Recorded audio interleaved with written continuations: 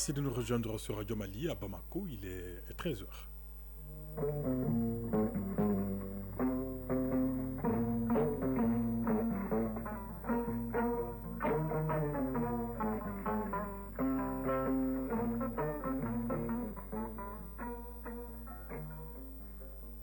Le journal, Ibrahima Traoré. C'est 13 heures dimanche, mesdames, messieurs, à la une de cette édition, la fin de la visite d'amitié et de travail du président du Conseil souverain de la transition de la République du Soudan au Mali. Le général Abdel Fattah al-Habouran a quitté Bamako ce matin après 48 heures de visite. Après les échanges avec le chef de l'État et une entrevue élargie à une séance de travail aux deux délégations, les deux parties conviennent de créer des commissions mixtes dans différents domaines de coopération pour réchauffer l'axe Bamako-Khartoum. Dans l'actualité également, nous recevrons deux invités dans cette édition. D'abord, le directeur général des transports pour nous parler de la dégradation du réseau routier. Ce sont des camions gros porteurs hors normes ou hors gabarit qui sont pointés du doigt. Il nous parlera des mesures prises dans ce sens et nous parlera également des états généraux de la culture, de l'artisanat et du tourisme, les travaux qui se sont achevés avec de nombreuses recommandations. Nous ferons le point avec Dr Salia Malé, il est coordinateur des états généraux de la culture, de l'artisanat et du tourisme dans cette édition. À suivre toute l'actualité internationale dans ce 13h dimanche. Et puis le journal des sports, ce sera avec vous, Famourou Djourté, bonjour. Bonjour Ibrahima Traoré. Alors quel est le menu de cette page des sports ce dimanche? Sur le continent, l'actualité sportive est dominée par la 5e journée des compétitions interclubs de la CAF. Le Djoloba C à domicile et le Stade Malais de Bamako en déplacement joue cet après-midi. Victoire impérative pour les deux représentants maliens. Nous parlerons également de ce classico entre le Real Madrid et le FC Barcelone qui se retrouvent pour la deuxième fois de la saison ce dimanche dans le cadre de la finale de la Supercoupe d'Espagne. Et on terminera bien sûr avec la Ligue 1 professionnelle du Mali. Le leader, l'US Bougouba, a chuté ce samedi à l'occasion de la 7e journée qui a pris fin avec un nouveau podium. L'actualité des sports dans une vingtaine de minutes. Ce sera avec Famourou Djourté, un rendez-vous à ne pas manquer. Puis la chronique santé s'intéresse ce dimanche à ce qu'on appelle les 4 grossesses de trop. De quoi s'agit-il? Rendez-vous en fin de journal avec Koumba Sissé dans Focus Santé. Voilà pour le sommaire. Mesdames, Messieurs, installez-vous confortablement tout de suite. Le journal. Le président du Conseil souverain de la transition de la République du Soudan a achevé ce dimanche une visite de 48 heures à Bamako. Il a été accompagné tout à l'heure à l'aéroport international, président Modibo Keïta, par le président de la transition générale d'armée Assimi Goïta, hier au palais de Koulouba. Les deux chefs d'État ont eu un entretien en tête-à-tête, une entrevue élargie par la suite aux deux délégations.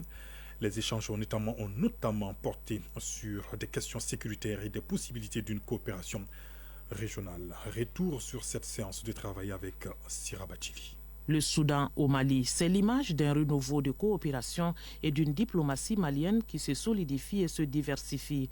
Le président du Conseil de souveraineté de transition du Soudan, le général Abdel Fattah al-Burhan, vient à la rencontre du président de la transition, le général d'armée Assimi Goïta. Et quand deux généraux se retrouvent, les questions qui ressurgissent généralement sont celles sécuritaires.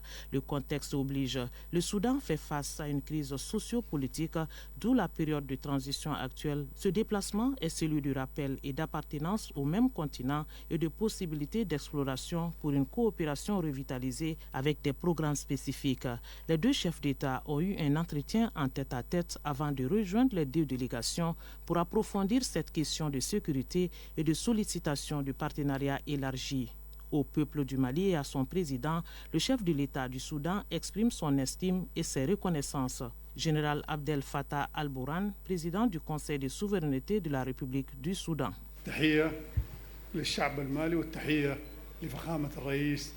Tout d'abord, je voudrais exprimer mes salutations, mes remerciements chaleureux à son Excellence, Monsieur le Président de la République, mon cher frère, et au peuple malien, tout d'abord pour leur soutien au Soudan et au peuple soudanais dans cette crise que nous vivons. Je viens aussi explorer les voies de coopération entre nos deux pays qui sont énormes dans les différents domaines.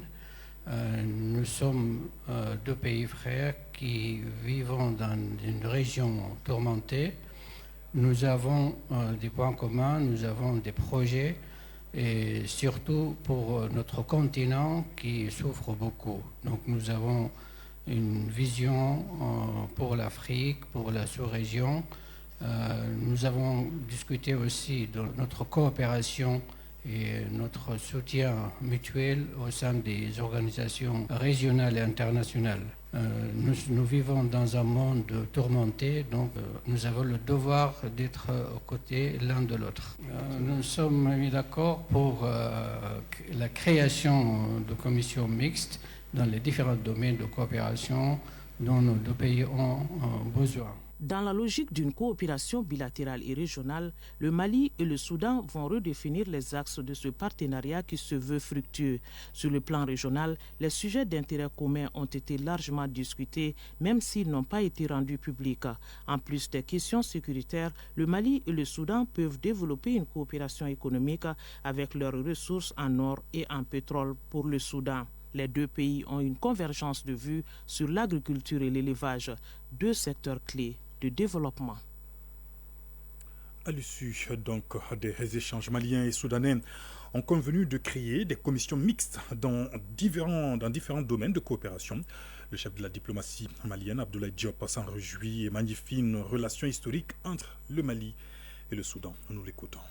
Le Mali aujourd'hui et le Soudan sont deux pays en processus de transition qui font aussi face à des défis sécuritaires importants, qui sont aussi dans des régions qui font face aussi à un certain nombre de fragilités politiques et sécuritaires. Donc ça, c'est du côté vraiment des similitudes. Pour renforcer les liens diplomatiques, les liens politiques, les liens de coopération et les liens de solidarité entre nos deux pays pour faire face aux défis internes, mais à la fois aux défis au niveau de nos régions sur le plan international, comment travailler ensemble. Des actions et des initiatives majeures qui viendront vraiment renforcer le travail et les échanges économiques et humains entre les deux pays. C'était là donc Abdoulaye Diop, ministre des Affaires étrangères et de la coopération internationale. C'était donc à l'issue de la visite d'amitié et de travail du président du Conseil souverain de la transition de la République du Soudan qui achevait donc ce matin à Bamako une visite d'amitié et de travail de 48 heures.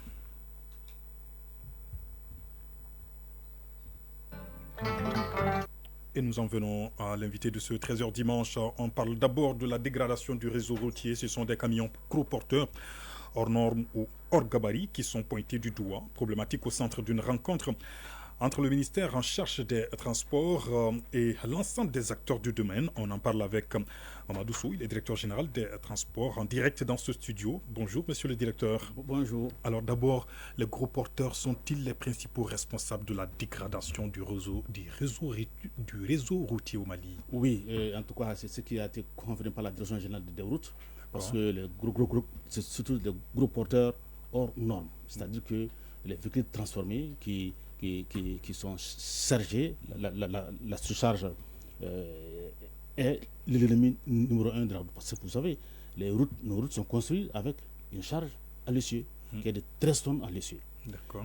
C'est comme si il y a des véhicules qui ont été pesés avec 22 tonnes à l'essieu, avec 25 tonnes par l'essieu.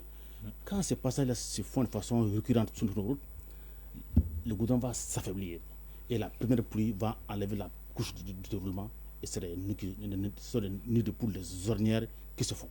Et c'est seulement maintenant que vous en rendez compte? Non, pas du tout. C'est depuis la construction des routes. Dès lors qu'on construit une route qui est à l'usage, on se prépare à l'usure. C'est comme un véhicule. C'est comme un séjour de... Pourquoi agir si tard? Pourquoi nous avions commencé d'abord par les citernes.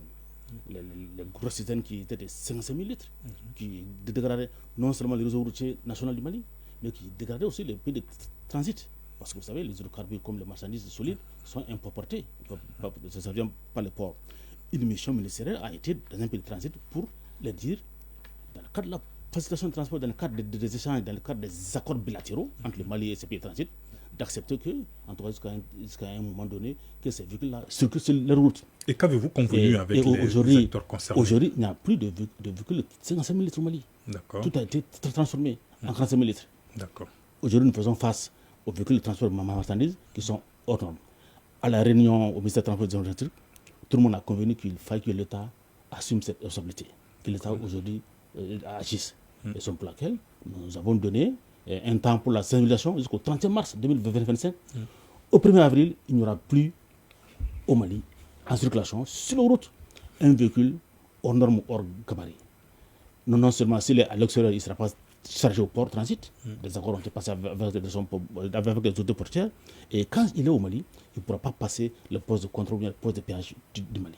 Mais les gros porteurs vont continuer quand même à circuler en oui, ville. Les autres gros porteurs qui ne sont pas hors normes, qui sont hors gabarit, vont continuer allègrement à aller chercher la marchandise à l'extérieur et venir et à distribuer les réseaux de domestiques de Bamako et des régions. Très bien. Et qu'est-ce qui est envisagé pour que ces gros porteurs ne circulent plus en ville? Parce que c'est pas normal quand même, monsieur le directeur. En ville, si les gros porteurs qui ne sont pas hors gabarit peuvent circuler. La maire du district a pris un arrêté qui disent que les véhicules sont de 22h à 6h du matin, ils peuvent aller. Très bien. Et quelles sont les sanctions envisagées prochainement? Pour les véhicules hors normes qui circulent, ils pourront. La sanction, c'est quoi? C'est d'interdire leur circulation sur le réseau routier national du Mali.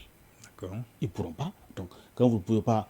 Et c'est le fait à 95% des transporteurs non professionnels. C'est-à-dire que les gens qui sont des commerçants, qui ont leur propre véhicule, qui ont leur propre flotte, et qui, pour des besoins, ils pensent qu'ils font une certaine économie en transformant les véhicules et en transportant 3, 4, 5, 6 conteneurs dans un seul véhicule. Ce qui amène la surcharge par rapport à cela. Une dernière question. Vous êtes quand même directeur général des transports 2025 en termes de défis, de perspectives à votre niveau. Qu'est-ce qui est envisagé concrètement pour améliorer les transports au Mali? Quels sont vos défis et perspectives? Oui, pour 2025, nous pensons que ce premier semestre sera mis à profit par le plan de transport pour qu'enfin SICDRO puisse agir, être mis en œuvre dans toute sa plénitude. SICDRO, c'est le système centralisé d'émission de documents de transport et de services de transport qui concerne la sécurité routière, qui concerne les documents, les primes biométriques, la carte de sécurité, les cartes de transport, le contrôle technique de véhicules. Et tout cela, nous pensons qu'au premier semestre-là, les dispositions administratives et politiques seront prises pour qu'enfin, nous puissions nous mettre au diapason des autres pays. Un message particulier aux transporteurs? Oui, c'est vraiment de remercier les transporteurs et les chargeurs qui ont honoré l'appel du ministère des Transports et des Infrastructures à la grande rencontre, qui ont adhéré à la décision, qui disent qu'ils vont jouer pleinement aussi leur rôle afin de sensibiliser leurs pairs pour que chacun puisse se conformer aux directives de notre pays. Mamadou Sow, je rappelle que vous êtes directeur général des transports. Merci d'être passé par là. Merci. Très bon dimanche à vous. Merci. Et je me tourne vers le second invité de ce 13h dimanche, Dr Salia Malé. Il est coordinateur, lui, des États généraux de la culture, de l'artisanat et du tourisme. Eh bien, ces États généraux viennent de s'achever ici, à Bamako, hier, donc, avec de nombreuses recommandations visant à améliorer le secteur dans son ensemble. Dr Malé, bonjour. Bonjour. Alors, dites-nous quelles sont les principales recommandations issues de vos États généraux. Merci de me donner l'espace de partager avec vous, avec vos auditeurs, les principales recommandations issues des États généraux de la culture, de l'artisanat et du tourisme. Il faut déjà dire d'entrée de jeu que les États généraux se sont passés sous le nom de Fukaba. Bamako Fukaba, faisant donc un écho à Kouroukanfouka de 1236. Qu'est-ce que ça veut dire Fukaba Fukaba, pour ceux qui savent, il s'agit d'un espace de concertation, de rencontre des acteurs du secteur, de tous les acteurs, de toutes les parties prenantes. Et donc, les recommandations sont réparties en 7 grands axes. Il y en a eu près de 51 recommandations. Les grandes à retenir. Voilà, les grandes à retenir, c'est d'abord au titre du Maya et du Damé. Donc, il s'agit de refonder l'homme malien, de le ramener aux sources donc de l'éducation pour construire le nouveau type du Malien nouveau et du Mali d'incroix. D'accord. Et ensuite, il s'agit pour tout le secteur de l'artisanat, de la culture et du tourisme, de mettre en place une sorte de plan Marshall qu'on va appeler Mama Dinga, et qui est un plan pour booster l'ensemble du secteur des activités et de la structuration du secteur.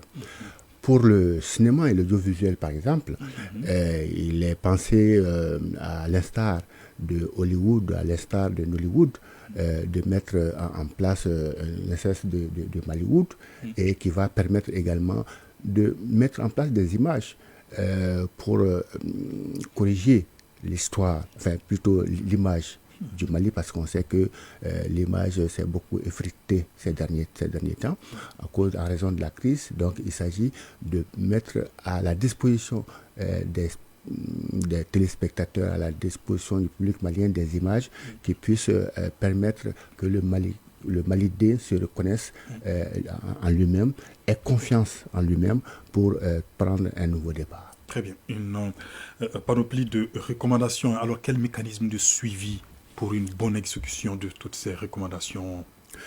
Alors, merci beaucoup. Il y a eu près de 16 groupes de travail qui ont été mis en place. Et chaque groupe a mis en place un président, a choisi un président et un rapporteur. Et la tendance est de mettre ensemble ceux-là qui ont dirigé ces groupes et qui ont fait les rapports de ces groupes pour constituer un comité de suivi qui va donc suivre la mise en place des recommandations. Alors, c'est bien beau ces recommandations, Dr Mali. Alors, qu'est-ce que vous envisagez pour imposer, on va dire, la mise en œuvre de ces recommandations? Changer le Malien, par exemple, c'est pas évident. Ça passe par l'éducation aux valeurs. Ça passe par la formation. Ça passe par la professionnalisation et autant donc d'outils et de moyens qui doivent être réfléchis pour atteindre ces objectifs-là. 2025, une année dédiée, année de la culture, ça devrait ressembler à quoi? Qu'est-ce que cela vous inspire? Un grand espoir. Un grand espoir qui découle d'une volonté politique forte et qui met en place effectivement des acteurs pour pouvoir booster le secteur. Et je pense que l'année 2025, année de la culture, est vraiment un grand espoir pour tous les acteurs du secteur, parce qu'il n'y a pas d'acteur qui n'a pas derrière lui une famille, beaucoup de personnes à nourrir. Que ça soit mais ça devrait ressembler à quoi? Du folklore, chanter, non, danser? Non, pas du tout, voilà. Pas du tout. Non, merci. Il y a d'abord la réflexion en amont.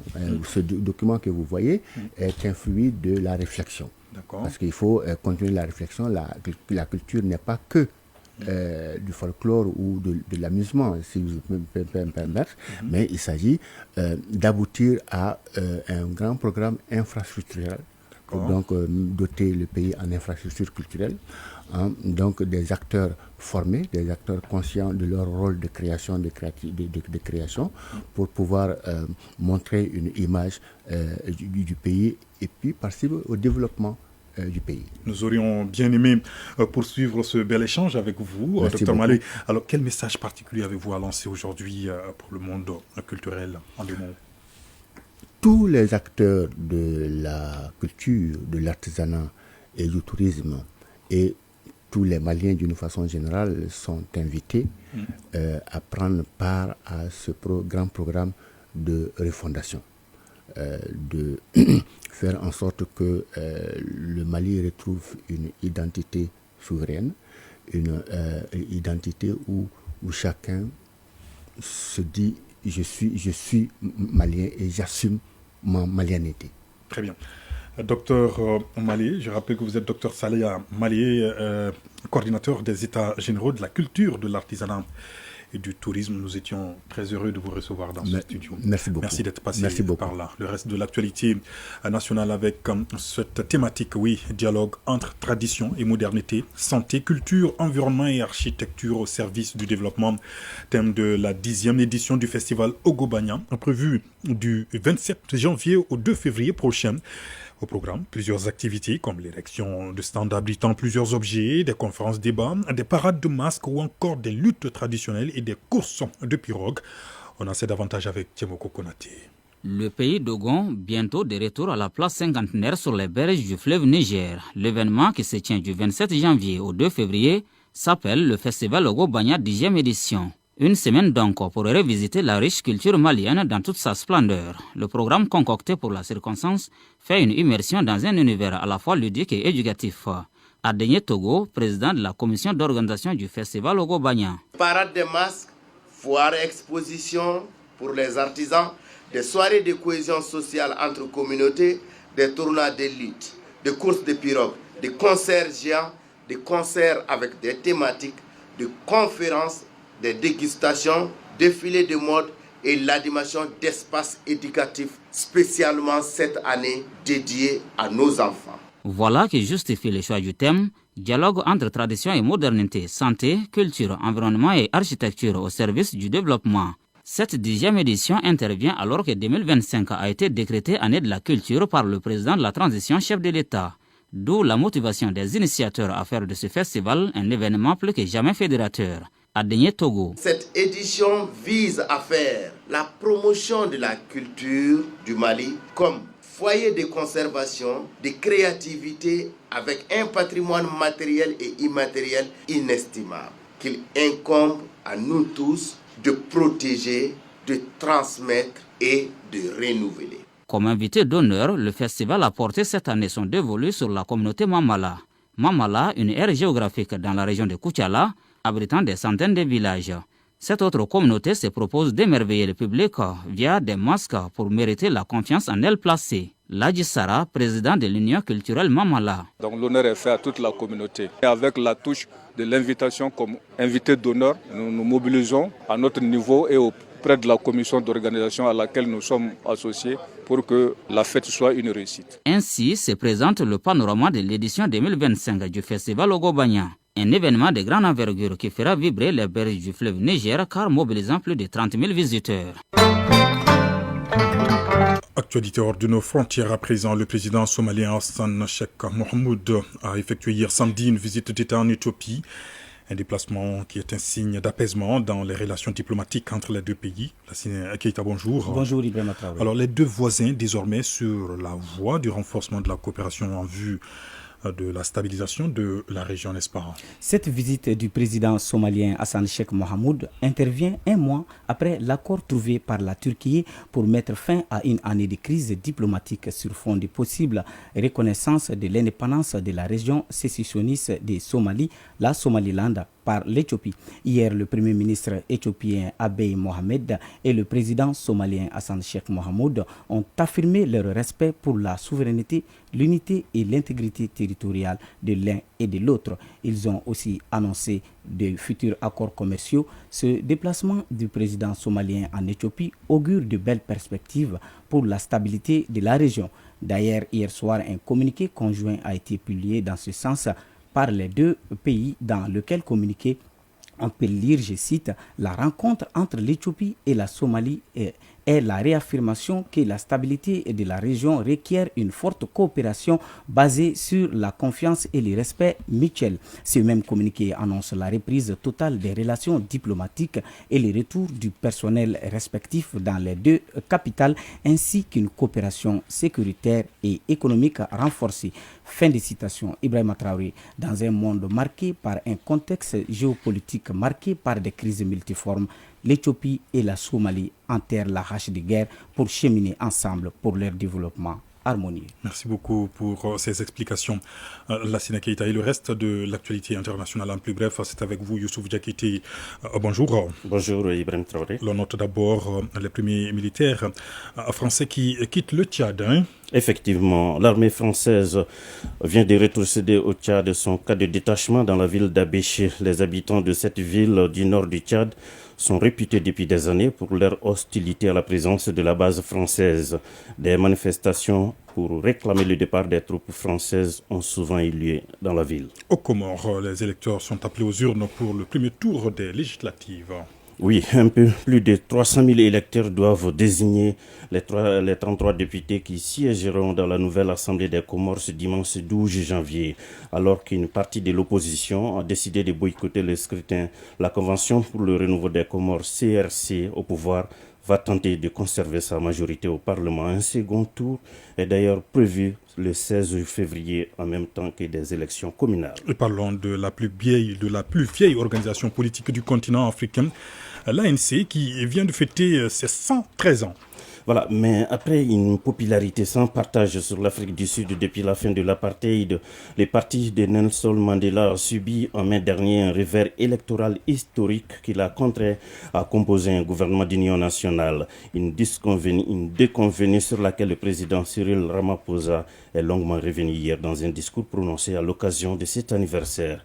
Rappelons que l'ANC a vu le jour le 8 janvier 1912, soit 113 ans d'existence aujourd'hui. Et partons un peu plus loin, en Croatie, où Milanovic et Primorac s'affrontent au second tour de l'élection présidentielle. Effectivement, les bureaux de vote sont ouverts dans toute la Croatie à 7h ce dimanche.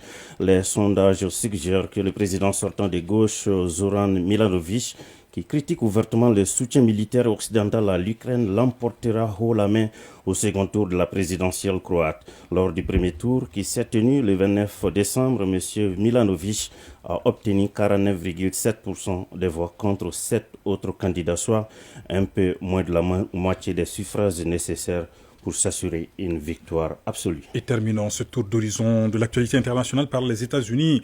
Eh bien, parti depuis quelques jours, les incendies à Los Angeles ne sont toujours pas maîtrisés et continuent à progresser. Oui, tout à fait. Le dernier bilan s'élève à 16 morts et le feu qui a ravagé le quartier de Pacific Palisades continue de poser des problèmes aux pompiers. Le feu se déplace désormais un peu partout dans la ville.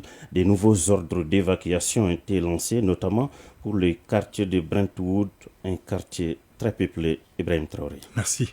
Merci beaucoup Youssouf Diakité pour toutes ces informations à l'international. Place au journal des sports.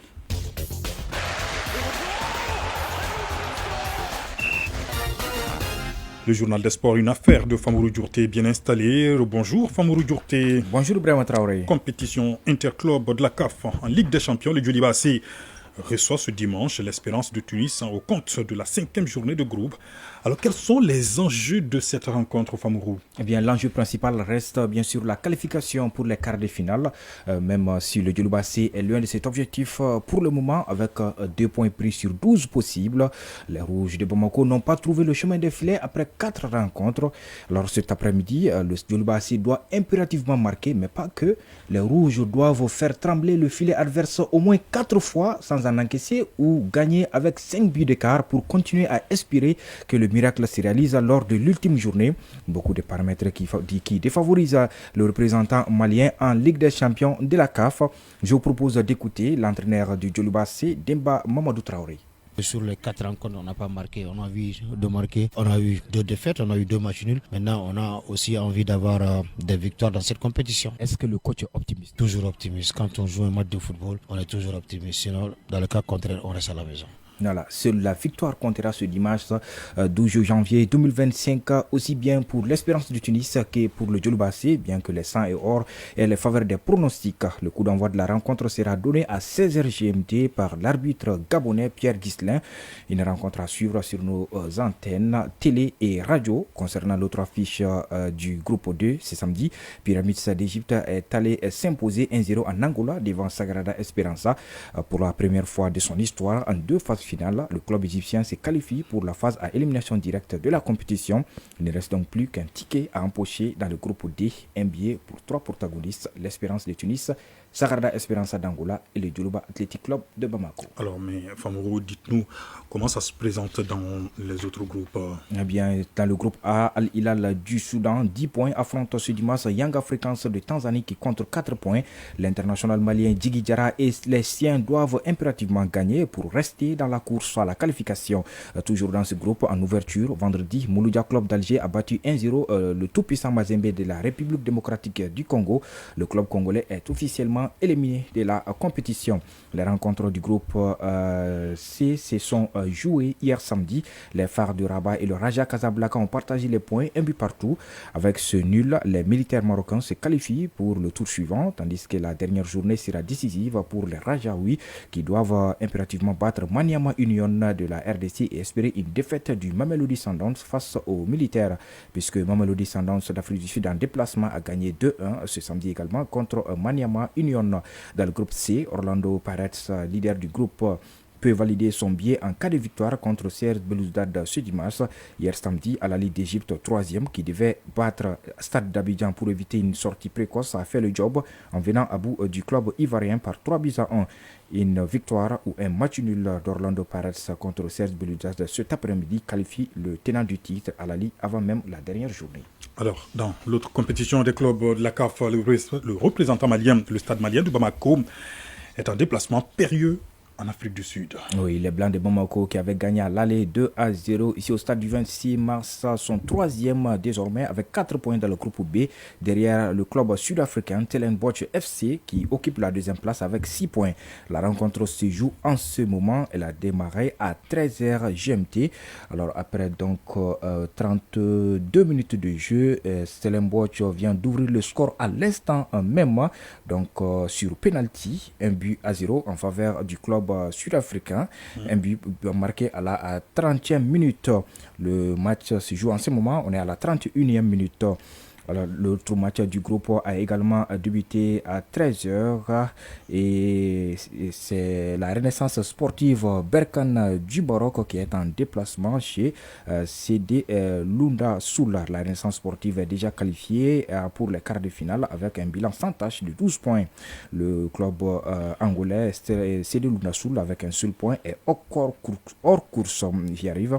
La lutte pour la deuxième place qualificative se joue donc entre Stellenbosch 6 points et le Stade malien de Bamako 4 points. Pour le moment, ça se présente très mal pour le représentant malien qui est mené après 32 minutes de jeu par 1-0. Très bien. Et donnez-nous à présent les situations dans les autres poules, Famrou. Dans le groupe A, CS Constantine d'Algérie, qui est à 2 doigts de se qualifier en quart de finale, accueille CS Sfaxien de Tunisie dans un derby nord-africain à 16h.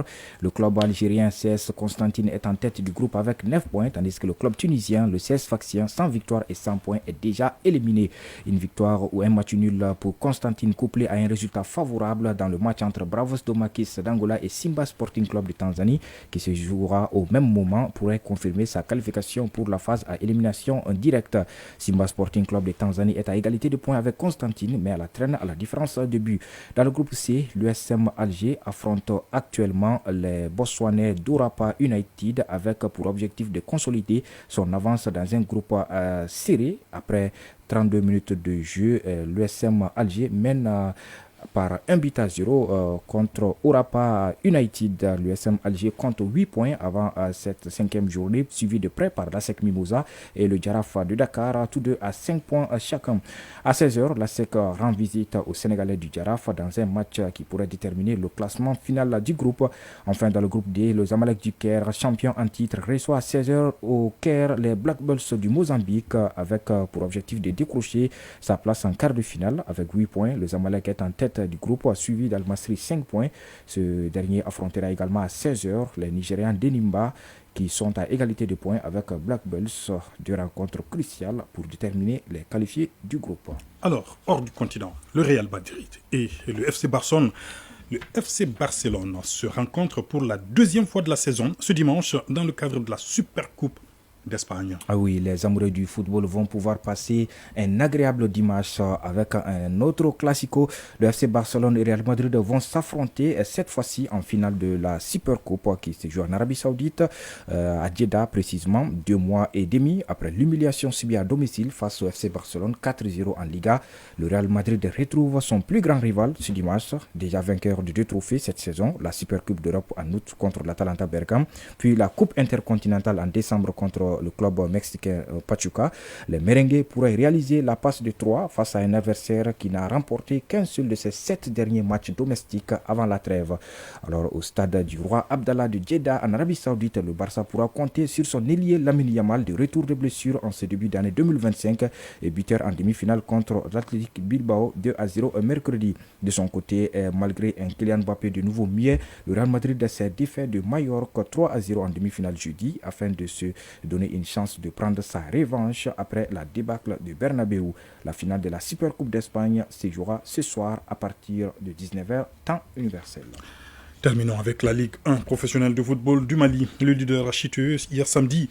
C'était à l'occasion de la 7e journée qui a pris fin avec un nouveau podium. Oui, l'USFAS est venu à bout du leader l'US Bougouba par 2-1. Zakaria Sidibé 17e minute et Yaya F. Sissoko 35e minute ont marqué pour les militaires. Sekou Salah Djebkile a réduit le score pour Bougouba à la 72e minute.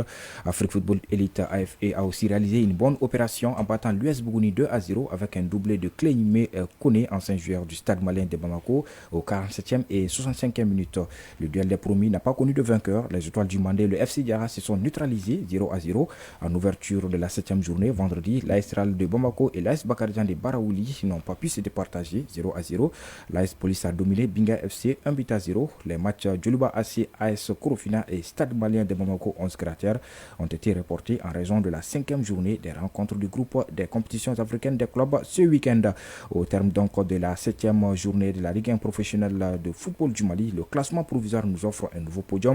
L'US Bougouba occupe toujours la tête avec 14 points, mais elle est désormais suivie par l'USFAS, 2e 11 points et 11 créateurs, 3e 10 points.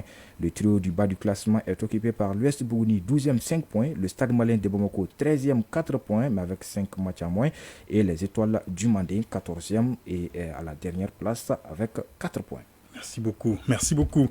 Voilà, juste pour rappeler que la mi-temps approche, au niveau de l'Afrique du Sud. Le Stade malien de Bamako est toujours mené après 38 minutes de jeu par 1-0 chez Stellenbosch FC. Je rappelle que le Stade malien participe donc à l'autre compétition des clubs de la CAF. Et ça se passe en Afrique du Sud. Et en cas de défaite, c'est l'élimination directe assurée. D'accord. Merci pour toutes ces précisions dans l'actualité des sports. Famourou Djourté, à dimanche prochain, Inch'Allah. Inch'Allah. Focus Santé. La chronique santé s'intéresse ce dimanche à ce que l'on appelle les 4 grossesses de trop. Elles sont à la base de l'augmentation du taux de la mortalité maternelle et néonatale au Mali.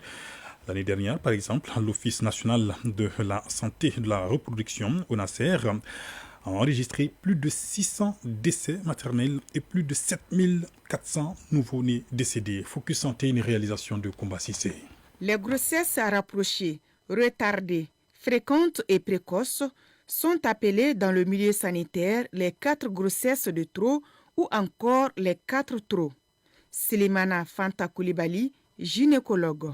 Quand la grossesse survient précocement, c'est un problème, c'est-à-dire chez les adolescents de 15 ans, 16 ans jusqu'à 17 ans, ça trouve que l'organisme de la petite adolescente n'est pas encore mature pour pouvoir abriter le fœtus. Donc ça peut poser le problème. Les grossesses trop fréquentes, nos mamans qui ont eu à faire une dizaine de grossesses et même 12, il y en a qui sont allés jusqu'à 15 grossesses.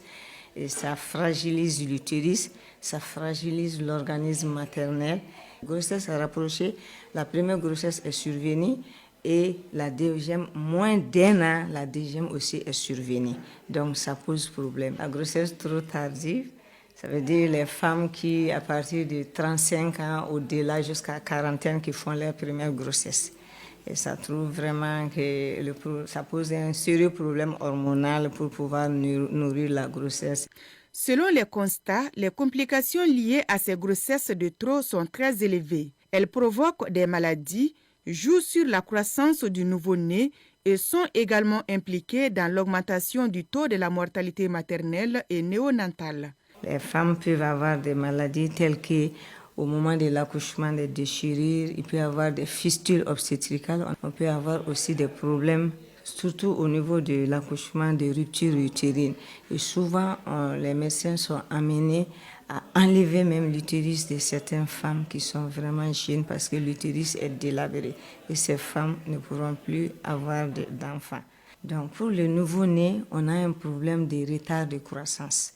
Cet enfant peut naître avec des petits poids de naissance, vraiment d'intelligence, des problèmes de quotient intellectuel bas et de débilité mentale. Par rapport à la mortalité, nous avons vraiment une mortalité élevée liée à ces grossesses. En 2024 seulement, l'ONASR avec le ministère de la Santé, nous avons déchiffré 710 décès maternels. Et pour les décès de nouveau-nés, nous sommes à 7456.